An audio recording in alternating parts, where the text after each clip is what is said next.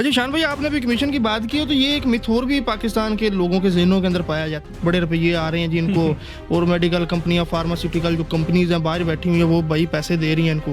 क्या इसके इस बात के अंदर, इस मिथ के अंदर कितनी सच्चाई है, ये भी बताइए। देखें, एक कमीशन की बात कौन करता है?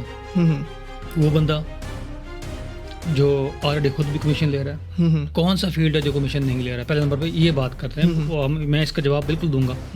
डॉक्टर्स के ऊपर बाद में आएंगे, पहले हम उस हर फील्ड के अंदर उस बंदे पे आऊँगा जिस जो ये बात करता है। ये बात एक इलेक्ट्रिशियन भी करता होगा, डॉक्टर कमीशन खाते हैं, जो बजाते खुद भी एक बल्ब घर लगवाना हो ना, वो आपको फलां दुकान से रिकमेंड करेगा कि वहाँ से लें और वहाँ ताकि मेरा कोई हिसाब किताब कमीशन मिले।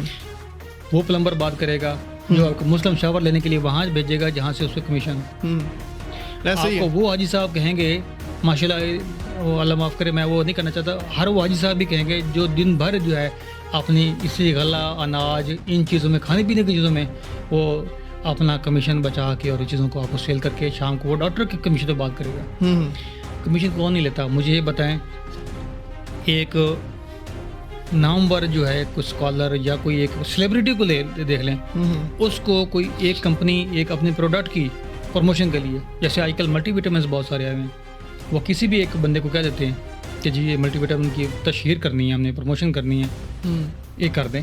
वो अपना 20-30 लाख रुपए, जितना भी उसका एक लाखों रुपए वो लेगा और उस मल्टीविटामिन की प्रमोशन कर दी।